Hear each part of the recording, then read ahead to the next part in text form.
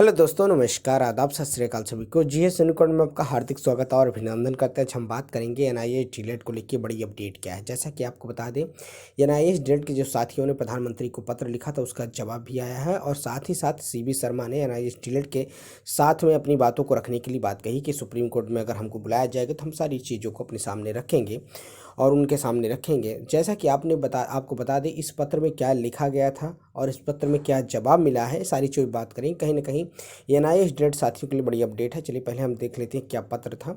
इस पत्र को आप देखेंगे तो देखिए थोड़ा स्पष्ट नहीं हो पाया क्योंकि हमने इसका पीडीएफ नहीं डाउनलोड कर पाए। हाँ, आप देखेंगे तो इसका ये जवाब था। ये जवाब क्या है इसके बारे में पूरा डिटेल में बात करेंगे, इसमें आपको कोई है और देखेंगे तो इसमें देखेंगे एक एक चीज़ें को क्लियर किया गया था। ये पूरा हिंदी में था, हमने इसको इंग्लिश में कन्वर्ट किया था और क्योंकि इंग्लिश में पत्र था तो उसका जवाब भी इंग्लिश में आया था प्रधानमंत्री कार्यालय से।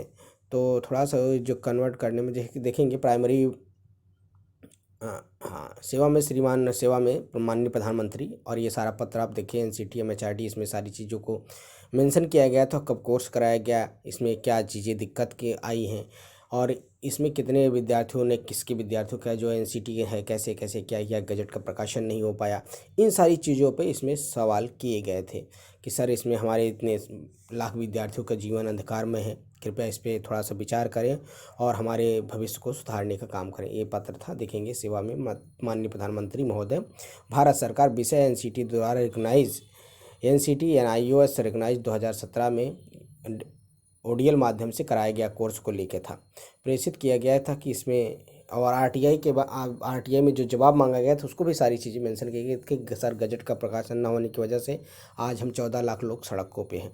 तो उसका जवाब जो आया था, तो मेन इस चीज़ को देख के बात करते हैं। चलिए, मेन जवाब ये था, देखिए, national institute of open schooling NIS द्वारा आयोजित विशेष डीलेट के बतौर शिक्षक नियुक्ति और मान्यता न देने से का मामला प्रधानमंत्री नरेंद्र मोदी तक पहुंच गया।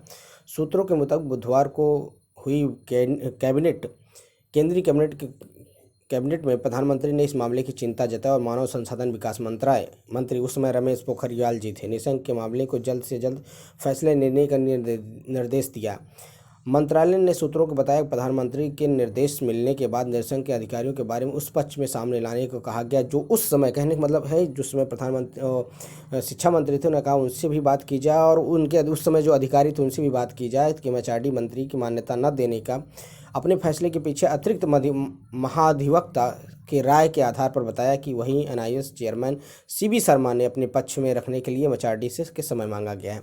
कहने का मतलब उन्होंने कहा साफ साफ कि भाई पहले सबको बुलाया जाए, उस समय जो चेयरमैन थे उनको भी और शिक्षा मंत्री थे और जो अधिकारी थे इन सबको बुलाया जाए और ताकि ये सारी चीज़ें स्पष्ट हो पाएँ कि मुद्दा क्या था और क्यों ये दिक्कत हुई है।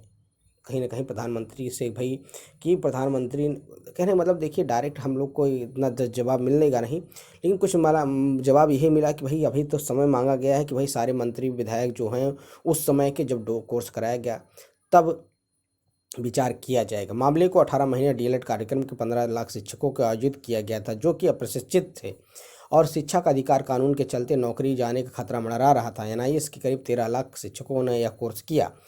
इसके लिए संसद में कानून पारित करके विशेष मंजूरी ली गई थी। हालांकि यह कोर्स करने के बाद बिहार में निजी स्कूलों में पढ़ा रहे शिक्षक भर्ती की आवेदन किया था जिसमें बिहार सरकार ने एनसीटी के बारे में राय मांगी थी और शिक्षक भर्ती के के लिए योग्य था। इसके जवाब में एनसीटी ने 18 महीने डीएलएड कार्यक्रम अमान्य करार दे दिया, मतलब कि वही सुप्रीम कोर्ट ने अमान्य करार कर दिया। एनसीटी ने इस फैसले को 13 लाख शिक्षकों पर तलवार लटक गई है। कहने का मतलब है कि भाई जो बहुत सारे पहले विद्यार्थी इसमें शिक्षक भी बने हैं, बात भी सही है, और कहा गया कि लेकिन अब जो नई शिक्षक भर्ती है उसके बाद जो सुप्रीम कोर्ट का जजमेंट आया तब से उनके विद्यार्थियों के जीवन में कहीं ना कहीं अमान्य कर दिया है। और इसीलिए तो इन सारी चीज़ों को यही स्पष्ट उन्होंने जवाब मिला है कि अभी प्रधानमंत्री ने कैबिनेट मीटिंग बुलाई है और मीटिंग में भाई जो उस समय के शिक्षा मंत्री थे रमेश पोखरियाल जी और उस समय के जो अधिकारी थे साथ साथ सीवी शर्मा जी को बुलाया गया है कि भाई इस पे क्या चीज़ें हैं, इन सबको बात के किया जाएगा। अब देखिए सरकार क्या करती है क्या नहीं ये बात कहना है, लेकिन उन्होंने जो जवाब आया ये स्पष्ट है। दूसरी चीज़ आप देखेंगे कहने सीवी शर्मा से विद्यार्थियों ने जब बात की तो उन्होंने कहा देखिए भाई हम डायरेक्ट इस चीज़ जो कैसे किसके सामने कह दें। अगर सुप्रीम कोर्ट में अगर हमारे खिलाफ या किसी के भी खिलाफ अगर हमको वहाँ बुलाया जाता है, जैसा एनसीटी बुलाया जाएगा या उस समय के अधिकारी को बुलाया जाएगा, तो अगर हम वहाँ मौजूद होंगे तो हम उसको बिल्कुल स्पष्ट बताएंगे कि किस तरह कोर्स कराया गया और किस तरह कोर्स वैलिड है। ये सारी चीज़ें हम जवाब देंगे सुप्रीम कोर्ट में। लेकिन ऐसे हम किससे कहेंगे नहीं नहीं भैया मान्य है? तो बहुत सारी चीज़ें हैं, कहीं ना कहीं आप उनका वीडियो ऑडियो भी देखे होंगे, तो ऑडियो वायरल हुआ था। तो ये सारी चीज़ें कहीं ना कहीं NIS टीनेट के परिप्रेक्ष्य साथ साथ आप देखेंगे तो इस समय कल एक और केस लगा हुआ है, उसके बाद ट्रांसफ़र पिटीशन है, उसके बाद रिव्यू पिटीशन है। तो कहीं ना कहीं आपको बहुत जल्दी कुछ ना कुछ अच्छा देखने को मिलेगा।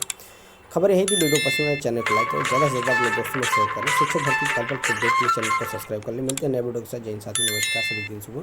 Thank you, have a nice day.